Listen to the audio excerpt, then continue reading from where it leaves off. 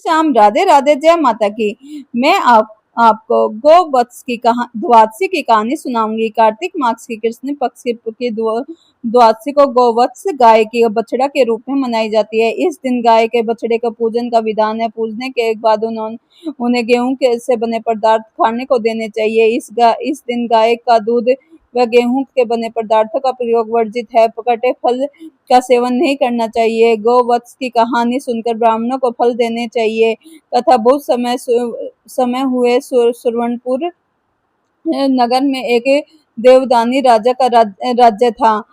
राजा ने के सीता और गीता दोनों रानियां थी। राजा के एक भैंस तथा एक गाय बछड़ा पाल रखा था। सीता भैंस की देखभाल करती थी और गीता गाय के बछड़े की देखभाल करती थी। गीता बछड़े पर पुत्र के समान रस बरसाती थी। एक दिन भैंस ने चुगली कर दी कि गीता रानी मुझसे ईर्ष्या करती है। ऐसा सुनकर सीता ने गाय के बछड़े को मारकर गेहूं के ढेर में छुपा दिया।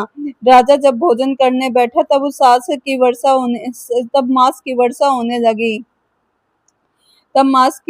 वर्षा होने लगी। महल के अंदर चारों ओर रक्त और मांस दिखाई देने लगा।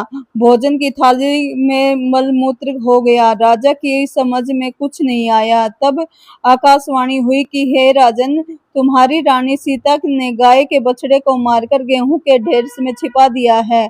कल गोवत्स द्वादशी है। तुम भैंस को राज्य से बाहर करके गोवत्स की पूजा करो। तुम्हारे तप से बछड़ा जिंदा हो जाएगा। राजा ने ऐसा ही किया। जैसा ही राजा ने मन से बछड़े को याद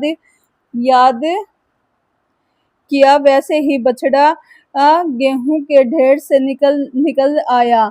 यह देख राजा प्रसन्न हो गया। उसी समय से राजा ने अपने राज्य में आदेश दिया कि सभी लोग गोवत्स द्वादशी का व्रत करें। वैसा ही बछड़ा गेहूं के ढेर से निकल आया। यह देखकर राजा से प्रसन्न हो गया। उसी समय राजा ने अपने राज्य में आदेश दिया कि सभी लोग गोवत्स द्वादशी का व्रत करें।